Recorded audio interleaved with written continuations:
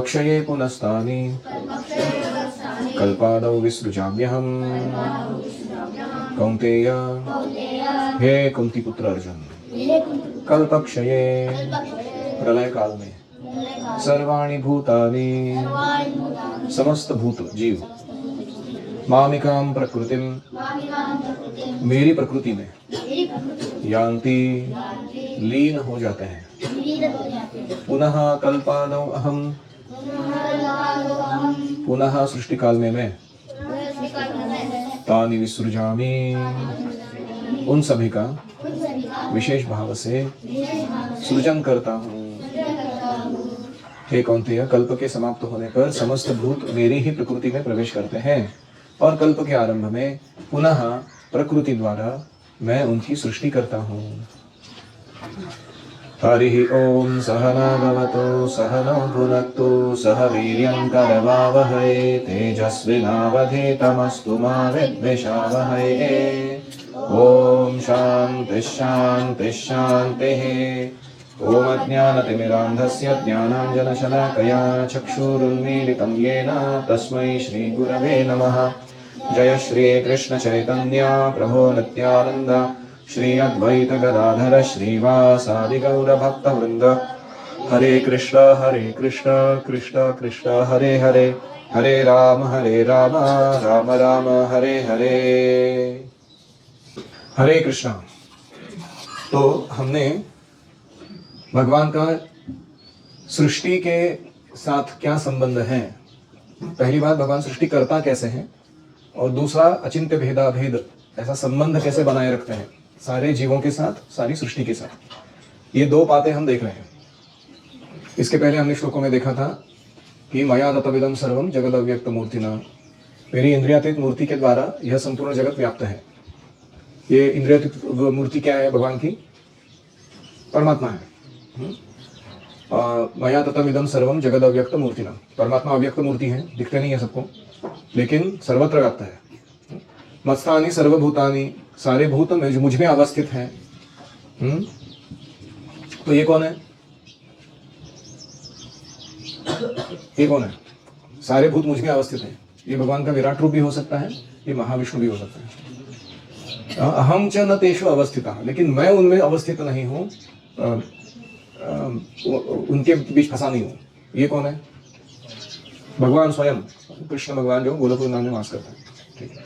तो उसके बाद हमने देखा न च मत्स्थानि भूतानि पश्य मे योगमेश्वरम्। अरे भूतानि च समस्तानि न मत्स्थानि, सारे भूत भी मुझ में स्थित नहीं है। अरे पहले तो बोला मत्स्थानि सर्वभूतानि, अभी बोल रहे हैं न च मत्स्थानि भूतानि। ऐसे कैसे खुद को ही काट रहे हो? तो इसका अर्थ क्या है कि जो विराट रूप है भगवान का वो कृष्ण नहीं है। क्योंकि कृष्ण वहां विराट रूप में सारे जीव स्थित हैं, लेकिन कृष्ण है स्पिरिचुअल फॉर्म, विराट रूप इज मटेरियल। हाँ, तो इसलिए वो सेम नहीं है। तो कौन से कॉन्टेक्स्ट में कौन सी लाइन बोली जा रही है, कौन सा विराट रूप का वर्णन है, कौन सा महाविष्णु का वर्णन है, कौन सा भगवान का वर्णन है, कौन सा ब्रह्म ज्योति का वर्णन है, वो समझ में आना चाहिए। नहीं तो ये श्लोक इतने कंफ्यूजिंग है कि समझ में नहीं आता क्या बोल रहे हैं भगवान एग्जैक्टली। फिर आगे कहते हैं कि मैं भूत भूत हूँ, सारे भूतों को धारण करता हूँ, और भूत भावनः, सारे भूतों का पालन करता हूँ। न भूतस्थः, लेकिन मैं भूतों के अंदर अवस्थित नहीं हूँ। पहले बोला था कि सर्वत्र भूतों के अंदर अवस्थित हूँ, अभी बोला न भूतस्थः, अभी भूतों के अंदर अवस्थित नहीं हूँ। तो भूतों के अंदर अवस्थित है कौन? परमात्मा। और कौन नहीं है? जो भगवान है स्वयं। तो ये जो फीचर्स है भगवान के अलग अलग, वो हमें पता होने चाहिए, तभी ये गुत्थी सुलझेगी।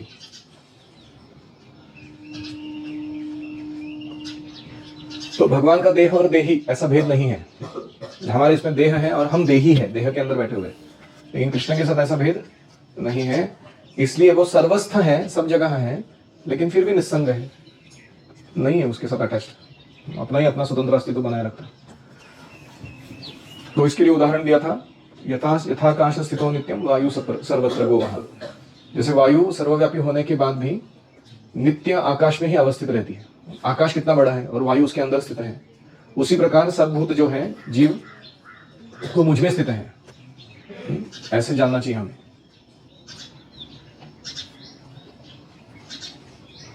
अभी आज का श्लोक आ रहा है, सर्वभूतानि कौन्तेय। अभी पहले कृष्ण ने अपना इंटेलिजेंस वर्णन किया कि how I have set up the system, भौतिक जगत का सिस्टम मैंने कैसा बिठाया है, वो भगवान ने वर्णन किया।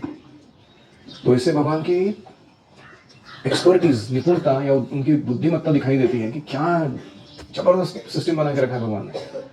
तो कोई प्रश्न उठा सकता है, तो सिस्टम बनाना एक काम होता है, गवर्निंग कौन करता है, उसको चला कौन रहा है? तो भगवान कहते हैं कि 7 से लेकर 10 जो श्लोक है वो वर्णन करेंगे कि हाउ कृष्णा इज गवर्निंग। पहले हाउ कृष्णा इज क्रिएटिंग, वो हो गया, सृष्टि निर्माण कैसे, रचना किया कैसे, अभी इसको चला कैसे रहे उसका वर्णन करने वाले हो। तो इस श्लोक में वो कहते हैं कि प्रलय भी होने पर, जब महाप्रलय होता है तो ये सृष्टि हालांकि नष्ट होती दिखती है, लेकिन ये जाति का है, क्योंकि मैटर का conservation of law of energy है ना। एनर्जी कभी क्रिएट नहीं की जा सकती, डिस्ट्रॉय नहीं होती है कि नहीं। तो फिर जो डिस्ट्रॉय होकर गायब हो गया वो किधर चला गया, वो एनर्जी कहाँ चली गई, वो ऐसा प्रश्न आ सकता है। तो इसलिए कृष्ण कहते हैं कि महाविष्णु के रूप में मैं क्या करता हूं, ये सारे ब्रह्मांडों का जो प्रकटीकरण है वो अपने अंदर में वापस समेट लेता हूं।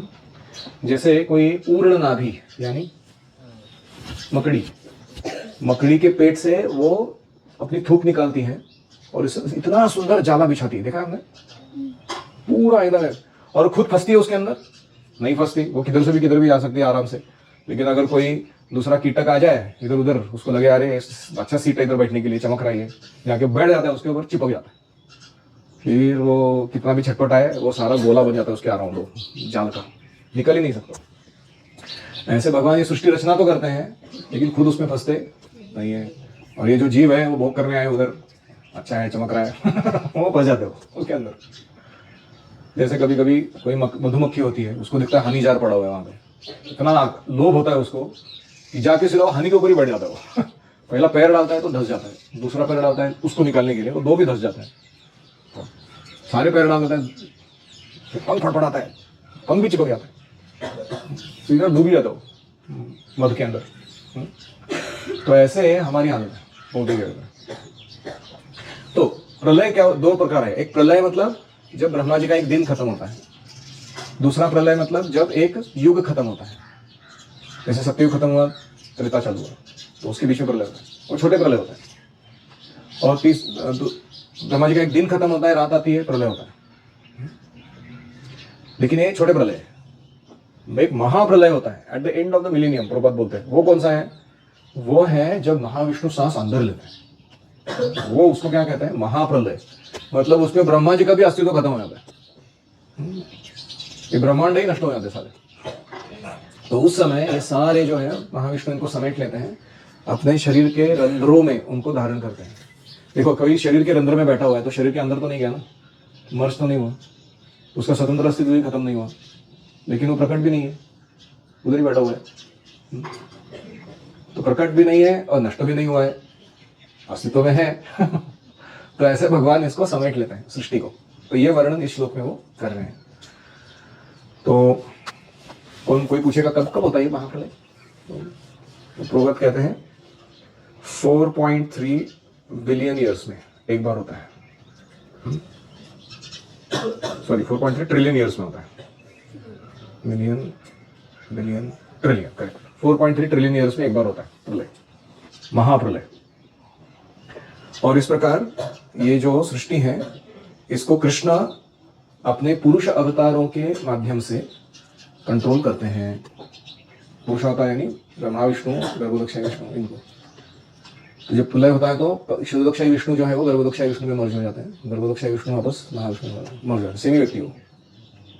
वापस सृष्टि होती है तो अपना अपना सेपरेट अवतार प्रस्तुत करता है। तो इस प्रकार से तानि विसृजामि, विशेष भाव से मैं सृजन का कार्य करता रहता हूं। तो फिर प्रश्न आता है कि अरे कोई घड़ा बना रहा है मिट्टी का, उसको फोड़ रहा है, वापस मिट्टी में मर्ज करा रहा है, फिर वापस मिट्टी को चिक्कड़ बना के वापस से घड़ा बना रहा है, कुछ समय यूज करने के बाद फोड़ के उसको वापस मिट्टी में मर्ज कर रहा है। कर्म नहीं लगेगा तुमको ये सब काम करने के उल्टे सुल्टे? तो उसके अगला प्रश्न ये जवाब देते हैं अगले श्लोक में। प्रकृतिं स्वामवष्टभ्य विसृजामि पुनः पुनः भूतग्राममिमं कृत्स्नम् अवशं प्रकृतेर्वशात्। स्वाम अपनी, प्रकृतिम त्रिगुणात्मिका प्रकृति का, 3 गुणों से बनी हुई सत्व रजो तमो। अवष्टभ्य आश्रय करके, प्रकृते हैं वशात प्राचीन कर्म के कारण, स्वभाववश, अवशम कर्म इत्यादि के पारतंत्र के कारण, इदम कृष्णम इस समग्र, भूतग्रामम भूतों का गाँव सॉरी भूत समूह, पुनः पुनः बार बार विसृजामि निर्माण करता हूँ। तो कुछ कठिन शब्द है, पहले वो समझाता हूँ कि भगवान कह रहे हैं यह भूत जगत मेरी ही प्रकृति के अधीन है, ये प्रकृति के अधीन होकर मेरी इच्छा के अनुसार बार बार सृष्ट होते हैं, निर्माण होते हैं। मैं अपनी प्रकृति द्वारा ही उनकी सृष्टि करता हूँ, दूसरों का बौरा नहीं किया मैंने कुछ। मेरे को कर्म नहीं लगेगा इसके कारण। तो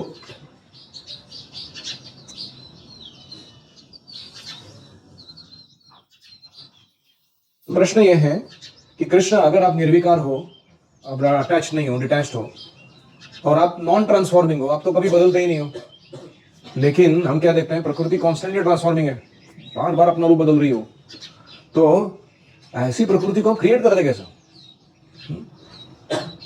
तो कृष्ण कहते हैं वो प्रकृति में स्वाम अवष्टभ्य, अपने ही प्रकृति का आश्रय लेकर ये मैं कार्य करा देता हूं। यानी मेरी प्रकृति के आश्रित रहकर जीव जो है वो अपने ट्रांसफॉर्मेशनल फेजेस को अनुभव करते हैं, लेकिन मैं इस प्रकृति का अधिष्ठाता होने के कारण इसके वर्किंग्स में मैं फंसता नहीं हूं। तो प्रभुपाद जी लिखते हैं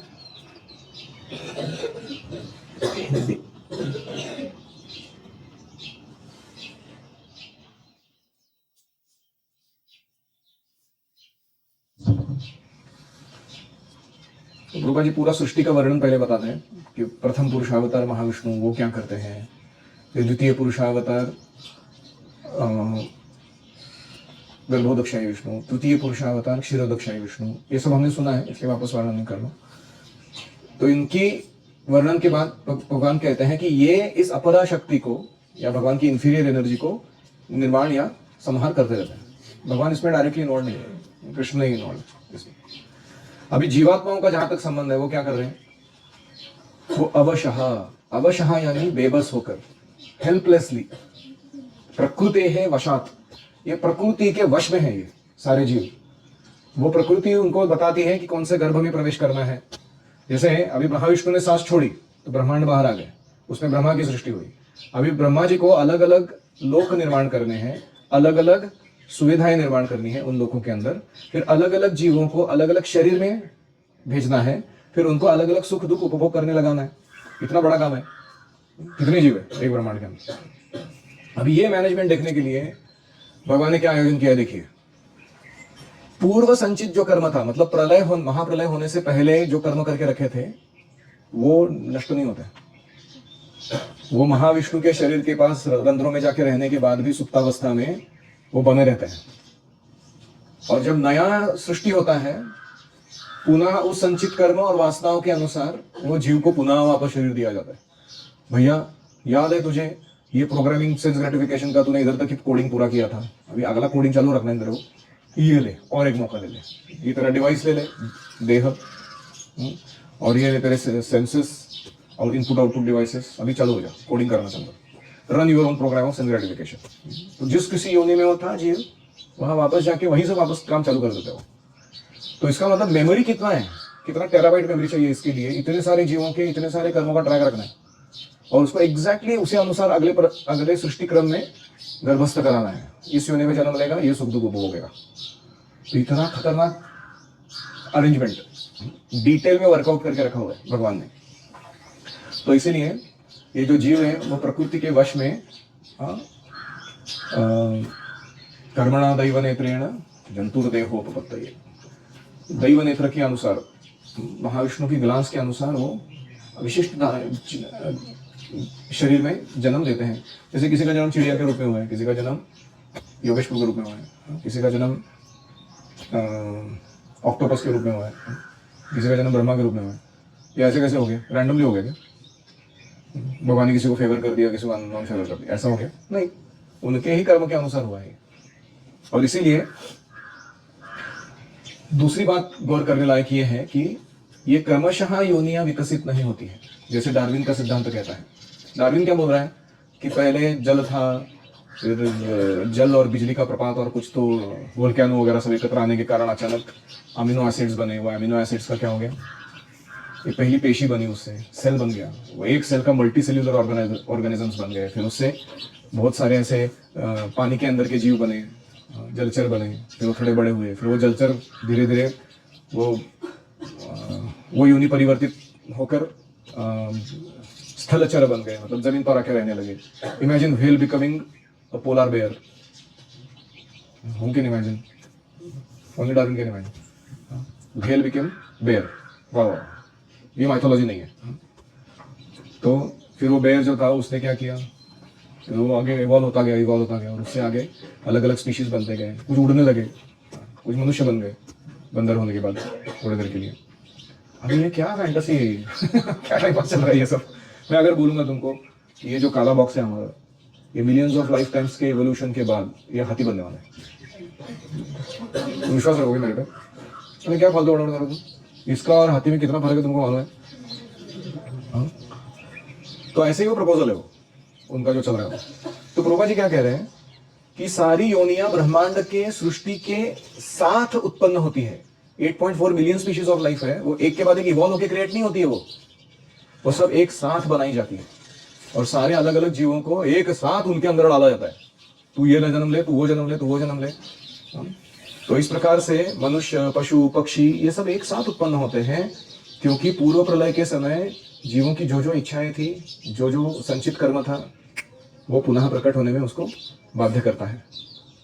इसलिए अवशम ये शब्द उपयोग किया गया। अवशम मतलब क्या है कि जीवों का इस प्रोसेस में कुछ कंट्रोल ही नहीं है, उनको सिर्फ जाना है जिधर बोला उधर। एक बार उन्होंने इच्छा कर ली, कर्म कर लिया, अभी भुगतो, उसके बाद तुम्हारा कंट्रोल नहीं है उसके ऊपर कुछ भी। ये सब भगवान की इच्छा से संपन्न हो रहा है। It is all happening because of Krishna's desire. तुमी सर्वेश्वरेश्वर ब्रजेंद्र कुमार, तुम्हारा इच्छाया विश्वे सृजन संहार। बहुत सुंदर गीत है वो, पूरा गाना नहीं चाहिए लेकिन अब पढ़िए कभी। तो विभिन्न योनियों को उत्पन्न करने के बाद भगवान का उनसे कुछ नाता नहीं है ऐसा कि इसको फेवर करना है, इसको डिसफेवर करना है। जीवों ने ही अपनी रुचियों को बनाकर रखा हुआ है कि मेरा टेस्ट ये है, मेरे को खून पीना है, ये मेरा टेस्ट है। बाघ बन जा तू, मेरे को नंगा रहना है, ठीक है, पेड़ बन जा तू, मेरे को बहुत सारे हाथ चाहिए खाने के लिए, ऑक्टोपस बन जा। कितनी अजीब अजीब इच्छा है जीवों की। मेरे को मल्टीपल पेट चाहिए, गाय बन जा, मैं बस खाता रहूं, चाहता रहूं, चाहता रहूं और मस्त रहूं। तो अलग अलग जीवों का जो जो इच्छा है जिसका, तो पूरा करने के लिए भगवान ने ऐसे ऐसे शरीर बना के रखे हैं। इसलिए इतना वैरायटी है शरीरों में भी। 8.4 मिलियन स्पीशीज में हर लेवल पे मिलियंस ऑफ बॉडीज है। क्यों? तो टोटल कितने शरीर हुए, यानी उतनी मटेरियल डिजायर है हमारे अंदर। तो हर एक इच्छा को पूरा करने के लिए एक एक सैंपल बना के रखा है भगवान ने कहीं ना कहीं। और इसीलिए ये सब सृष्टि अभी समझ में आ रहा है भगवान कौन है, क्या सृष्टि है ये। ऐसे भगवान ये सृष्टि बनाने के बाद भी उसमें बद्ध नहीं होते हैं, लेकिन हम फंस जाते हैं मकड़ी के जाल में। ठीक है, अभी मकड़ी अगर खुद छोड़ दे तो ही बाहर निकल सकता है आदमी, है कि नहीं? ठीक, तो कोई कहेगा ठीक है समझ में आया, सृष्टि बहुत डेंजरस है और ऑटोमेशन करके रखा है आपने सब। ऑटोमेशन समझ में आता है आपको? ऑटोमेशन मतलब अपने आप हो रहा है, ऐसा लगता है। जैसे किसी बच्चे को जाता है वो मॉल के पास, तो दरवाजा खुल जाता है, उसको बोलते हैं ऑटोमेशन। उसको करने को क्या लगता है वो बच्चे को कि बाई चांस हो गया, ये संयोगवश। फिर वो ऐसे खेलता रहता है उसके साथ, जाके खड़ा रहने का, खुलने का, उधर जाके खड़ा रहने का, उधर खेलने वापस खोलने का। उसको मालूम है कि इसके पीछे बड़ा दिमाग है, इंजीनियर बैठा हुआ है कोई, उसने किया है सब। ऐसे हम लोग देख रहे हैं, अरे ये बछड़ा जन्म लिया गाय को, ये गाय मर गई, ये मेरे दादाजी मर गए, अभी मैं बड़ा हो गया, अभी मेरे को यहाँ जॉब मिला, अभी मैं यहाँ ये काम करने लगा, ये ऐसे ही बाई चांस हो रहा है, ऐसा हमको लग रहा है। ऐसा कुछ नहीं हो रहा है। Everything is actually happening according to plan and will of Krishna. Krishna की योजना और इच्छा के अनुसार हो रहा है सब चीज।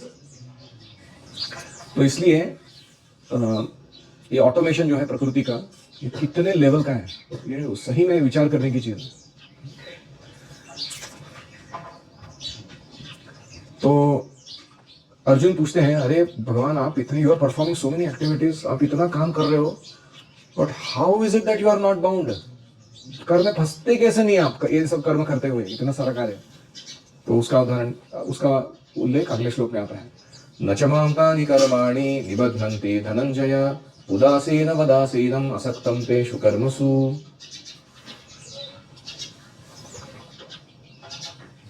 धनंजय, हे धनंजय, तेषु कर्मसु असक्तम, उन कर्मों में आसक्ति रहित, च और उदासीनवत आसीनम, उदासीन के भांति अवस्थित, माम तानि कर्माणि, मुझे ये सृष्टि संहार इत्यादि कर्म, न निबध्नन्ति, नहीं बांधते हैं।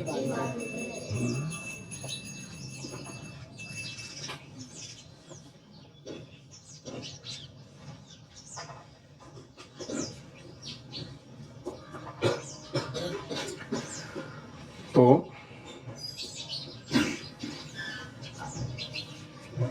इस श्लोक को बहुत अच्छे से समझना जरूरी है। कभी कभी हमें लगता है कि कृष्ण ने ना ऐसा सिस्टम बना के रखा है, मेरे को सरेंडर करो, मेरी सेवा करो, आनंद में रहो, मेरे को सरेंडर मत करो, सेवा मत करो, दुख में रहो। तो चॉइस किधर है? प्रश्न बराबर है ना? ये प्रश्न मैंने राधान महाराज को पूछा था एक बार पुणे यात्रा में। मैंने बोला महाराज चॉइस किधर है? हम बोल रहे कि फ्रीडम दिया उसका जीव को, he has got free will, free will is free, what is his free will? He can either choose to suffer or just choose to enjoy। तो मेरे को ऐसा ऑप्शन चाहिए कि मैं कृष्ण को सरेंडर ना करूं और मैं खुश रहूं, है कि नहीं? ये तीसरा भी तो चॉइस होना चाहिए ना, तभी फ्री है वो, full free will, you know. तो महाराज बहुत गंभीर हो गए प्रश्न सुन के।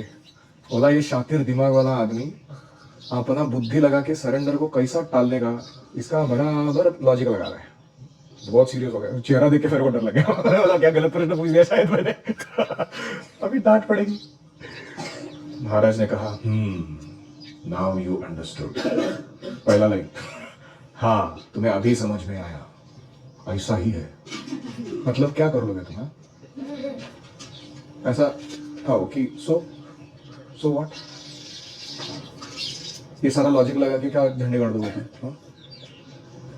तो फिर उन्होंने टोन बदला, फिर कहा कि we think surrender is unpalatable because we think that I am subordinating to someone who doesn't love me, and we think surrender is unpalatable because we think that surrender makes me inferior. 2 point बोला उन्होंने, अभी तक मेरे को याद है, वाह मेरे को सारा याद है। तो पहला लाइन क्या बोला उन्होंने? सरेंडर क्यों नहीं करना चाहते? कि वो दूसरा व्यक्ति मेरे से प्रेम नहीं करता, ऐसा हमको लग रहा है। हमको लग रहा है कि वो वैसा हिटलर जैसा कोई है, वो करता है सरेंडर, गोली मारूंगा तेरे को, तो ऐसा मूड में वो बैठा है, ऐसा हमको लग रहा है, इसलिए हम रेजिस्ट कर रहे हैं। और दूसरा, हाँ हमको लग रहा है कि सरेंडर करने से मैं इंफीरियर हो जाऊं, वो सुपीरियर हो जाएगा, मेरे को तो सुपीरियर रहना था, मैं तो खुद ही भगवान बनना चाहता था, ऐसा कैसे चलेगा? तो महाराज ने उदाहरण दिया, when you surrender to Krishna and you realize his true nature, you see Krishna as a loving person and not as an authority।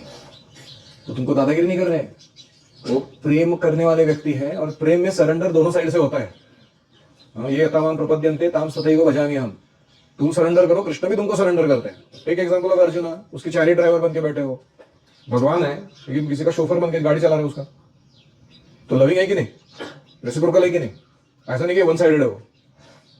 दूसरा उन्होंने कहा, if you surrender to Krishna, Krishna gives you position higher than him. जैसे यशोदा मैया है, वो कृष्णा को डांट लगाती है, वो कृष्णा का लाइफ को कंट्रोल करती है, क्या खाने का, कब कहाँ जाने का, किधर बैठने का, किससे बात करने का, वो बताएगी। और कृष्णा ऐसा करेंगे उसके साथ। तो सुपीरियर कौन है? यशोदा मैया सुपीरियर है, हालांकि वो सेवा कर रही है भगवान की, लेकिन भगवान उनके अधीन है ना। तो फिर महाराज ने पूछा, now what is your problem? अभी ये समझ में आने का तुम्हारा प्रॉब्लम क्या है? Why don't you surrender? मेरे को ऐसा लगा ना कि I got my spiritual master catching me by the neck and telling me you must surrender. तू ज्यादा खिटखिट मत कर। ऐसा जबरदस्त जवाब था वो। फिर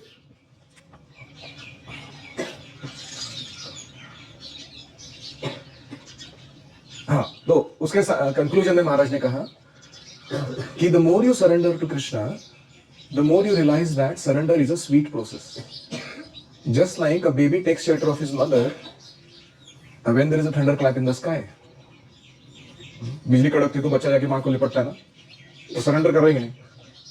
लेकिन वो स्वीट है कि नहीं वो प्रोसेस? उसमें क्या है, कोई ऐसा है अजीब भावना कि ये स्वीट नहीं है? नहीं।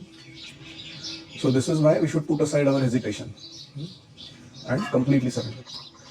तो कहने का तात्पर्य क्या है कि हमारा जो प्रॉब्लम चल रहा है ना दिमाग में कि कृष्णा ने फुल फ्री विल नहीं दिया हमको, फुल ऐसा खुला छोड़ देना चाहिए था डुक्कर के जैसा, किधर भी जाओ कुछ भी करना, खाओ कुछ भी करो, यू नो, फिर हम सुखी रहते थे। ऐसा कुछ तो हमारा एक जस्टिफिकेशन बना हुआ है दिमाग के अंदर। तो ये सब गलत धारणाएं हैं हमारी। दिस इज कॉल्ड स्वतत्व विभ्रमा, परतत्व विभ्रमा। तो इसलिए उदासीनवत कृष्ण कहते हैं कि मटेरियल वर्ल्ड मैंने निर्माण तो किया है, ये दुख देने के लिए नहीं निर्माण किया है। ये किस लिए निर्माण किया है? मूलतः मेरे शरणागत होने का प्रक्रिया सिखाने के लिए निर्माण किया है। You can take it either way. क्या दुनिया बनाने वाले, क्या तेरे मन में समाई, काय को दुनिया बनाई, सारा दुख ही दुख है इधर। वो सुपरफिशियल है वो। और दुख क्यों है? क्योंकि हम सरेंडर नहीं है। जिस दिन हम सरेंडर करेंगे, विश्वम पूर्णम सुखायते, यही भौतिक जगत जो है आनंदमय बन जाएगा हमारे लिए, यही खुशी से रहेंगे हम लोग। भक्त लोग तो बोलते हैं मम जन्मनि जन्मनि ईश्वरे, जन्म जन्मांतर में भौतिक जगत में जन्म दे दो, प्रॉब्लम नहीं है, भगवतान भक्ति रहे तू की तो ही, लेकिन अहे तू की भक्ति देते रहो मेरे को, मतलब आनंद है ना उसको यहाँ रहते हुए, वरना ऐसे कौन मांग सकता है। और इसीलिए